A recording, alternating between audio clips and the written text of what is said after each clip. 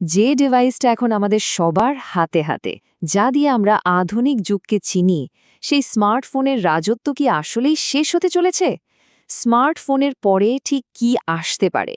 চলুন আজকের এই আলোচনায় আমরা সেই ভবিষ্যতের দিকেই একবার তাকাই, যেখানে প্রযুক্তি আমাদের পকেট থেকে বেরিয়ে আসবে। আসলে প্রযুক্তি জগতের এটাই নিয়ম, কোনো কিছুই কিন্তু চিরস্থায়ী নয়। এই কথাটা শুনলেই মনে পড়ে যায় ফ্যাক্স মেশিন বা ল্যান্ডলাইনের মতো একসময়ের বিপ্লবী প্রযুক্তিগুলো কিন্তু সময়ের সাথে হারিয়ে গেছে।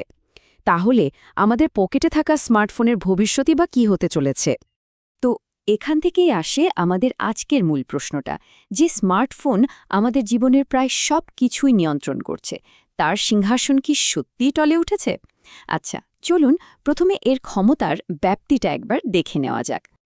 প্রথমেই বলি, বর্তমান রাজা মানে আমাদের স্মার্টফোনের ক্ষমতাকে কিন্তু অস্বীকার করার কোনো উপায়ই নেই। কিভাবেই ছোট্ট আয়তকারাকার ডিভাইসটি আমাদের ডিজিটাল জীবনের একছত্র শাসক হয়ে উঠল, চলুন সেই গল্পটাই একটু দেখি। মানে স্মার্টফোনের জার্নিটা একবার ভাবুন, অবিশ্বাস্য। ২০০৭ সালের সেই বিপ্লবী আইফোন থেকে শুরু করে এটা আমাদের সংস্কৃতিকেই পুরোপুরি বদলে দিয়েছে। কিন্তু এখন মনে হচ্ছে সেই বিপ্লবটা যেন কোথাও থেমে গেছে। নতুনত্ব বলতে শুধু কিছু ছোটখাটো পরিবর্তন, আর বিশেষজ্ঞরা তো এমনও বলছেন যে এই দশকের শেষেই হয়তো এর রাজত্বের অবসান ঘটবে। মোবাইল অপারেটিং সিস্টেমের দুনিয়ায় একজনই কিন্তু রাজা, আর সে হল অ্যান্ড্রয়েড। পুরো বিশ্বের বাজারের দিকে তাকালে দেখা যায় প্রায় ৩/৪ তার দখলে। এই আধিপত্যটা সত্যি অভাবনীয়। কিন্তু গল্পটা এখানেই শেষ না। বিশ্বজুড়ে অ্যান্ড্রয়েডের রাজত্ব থাকলেও মার্কিন যুক্তরাষ্ট্রের ছবিটা কিন্তু একদম উল্টো। সেখানে অ্যাপেলের আইওএসই আসল শাসক। এটা প্রমাণ করে যে ক্ষমতার লড়াইটা আসলে সব জায়গায় একরকম নয়। আচ্ছা, মার্কেটের শেয়ারই কি সব? ক্ষমতার আসল খেলাটা হয়তো অন্য কোথাও চলছে। অ্যাপেলের আইওএস ইকোসিস্টেমের দিকে তাকালে এক বিশাল অর্থনৈতিক শক্তি চোখে পড়ে। ভাবুন, অ্যাপ স্টোরে ব্যবহারকারীরা গুগল প্লের চেয়ে দ্বিগুণেরও বেশি খরচ করছেন। এই $১৪২ বিলিয়ন অঙ্কটাই কিন্তু অ্যাপেলের আসল প্রভাবের গল্পটা বলে দেয়। তাহলে এই সিংহাসন দখলের দৌড়ে কারা এগিয়ে আছে? চলুন এবার পরিচিত হই সেই সব নতুন প্রযুক্তির সাথে, যারা ডিভাইসকে আমাদের পকেট থেকে বের করে সোজা আমাদের চোখের সামনে নিয়ে আসতে চায়। স্মার্টফোন পরবর্তী যুগের মূল ধারণাটাই হল অ্যাম্বিয়েন্ট কম্পিউটিং। ভাবুন তো একবার, প্রযুক্তি হবে বাতাসের মতো, সবখানে থাকবে কিন্তু অদৃশ্য। স্ক্রিনের দিকে ঝুঁকে থাকতে হবে না, বরং প্রযুক্তি প্রয়োজনের সময় আমাদের সামনে হাজির হবে। পার্থক্যটা কিন্তু আকাশ পাতাল। স্মার্টফোন আমাদের বাস্তব জগৎ থেকে মনোযোগ সরিয়ে একটা ছোট্ট স্ক্রিনে আটকে রাখে। অন্যদিকে স্মার্ট গ্লাসের লক্ষ্য হল অগমেন্টেড রিয়ালিটি আর এআই ব্যবহার করে ডিজিটাল তথ্যকে সরাসরি আমাদের বাস্তব জগতের ওপরই দেখানো। মানে মনোযোগ সরানো নয়, বরং মনোযোগ বাড়ানো। আর এই ভবিষ্যতের বাজার দখলের লড়াইটা কোনো ছোটখাটো বিষয় নয়। মেটা, অ্যাপল, গুগল, টেক দুনিয়ার সব মহারথীরাই কিন্তু এই রেসে নেমে পড়েছে। বিলিয়ন বিলিয়ন ডলার বিনিয়োগ করা হচ্ছে শুধু একটাই লক্ষ্যে, পরবর্তী দশকের সবচেয়ে গুরুত্বপূর্ণ ডিভাইসটি তৈরি করা। তবে নতুন হার্ডওয়্যার তো গল্পের মাত্র অর্ধেক। আসল বিপ্লবটা ঘটবে সফটওয়্যারে, যা আমাদের নিয়ে যাবে এক নতুন পোস্ট অ্যাপ যুগে, আর এর মূল চালিকা শক্তি হবে জেনারেটিভ এআই। একবার চিন্তা করুন, আপনাকে আর এক গাদা অ্যাপ খুলতেই হচ্ছে না, শুধু নিজের উদ্দেশ্যটা বলবেন। যেমন বন্ধুদের সাথে দেখা করার জন্য একটা ভালো রেস্টুরেন্ট খুঁজে দাও, আর আপনার এআই অ্যাসিস্ট্যান্ট নিজেই সব অ্যাপের সাথে যোগাযোগ করে কাজটা করে দেবে। এটাই হলো পোস্ট অ্যাপ যুগের আসল শক্তি।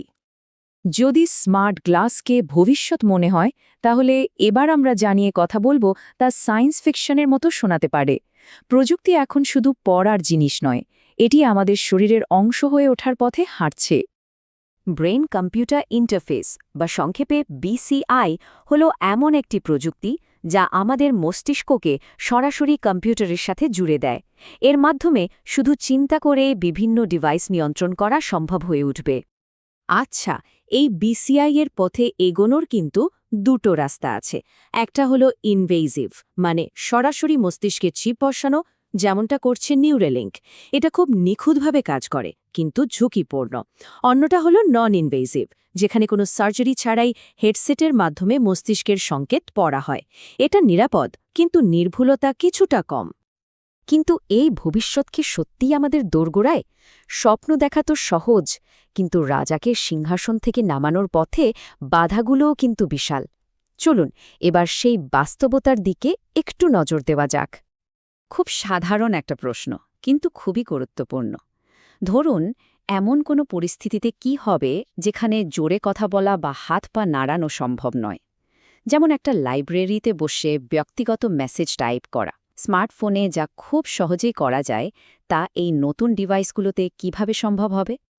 আর শুধু এটাই না, এর সাথে আরও চারটে বড় বাধা আছে। প্রথমত, ব্যাটারি লাইফ। এই শক্তিশালী ডিভাইসগুলো কি সারাদিন চলবে? দ্বিতীয়ত, খরচ। এগুলো কি সাধারণ মানুষের কেনার সাধ্যের মধ্যে থাকবে? তৃতীয়ত, সামাজিক গ্রহণযোগ্যতা।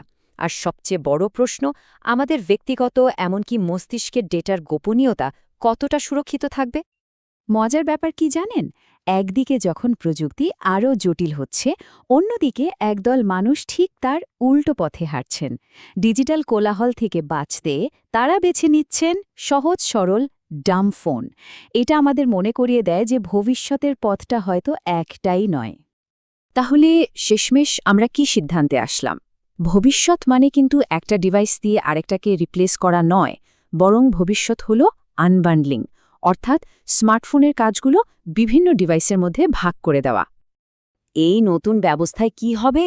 ভাবুন, আমাদের চশমা, ঘড়ি আর চারপাশের সেন্সরগুলো একসাথে কাজ করবে। স্মার্টফোন হয়তো উধাও হয়ে যাবে না, কিন্তু এর ভূমিকা বদলে যাবে। এটি পর্দার আড়ালে থেকে একটা সেন্ট্রাল হাব হিসেবে কাজ করবে, যা অন্য সব ডিভাইসকে শক্তি যোগাবে। আর সবশেষে এই পুরো আলোচনাটা আমাদের একটা গভীর প্রশ্নের মুখে দাঁড় করিয়ে দেয়। যখন প্রযুক্তি আমাদের শরীরের অংশ হয়ে উঠবে, তখন মানুষ এবং যন্ত্রের মধ্যেকার সীমারেখাটা ঠিক কোথায় টানা হবে? এই প্রশ্নটি নিয়ে ভাবার অবকাশ রইল।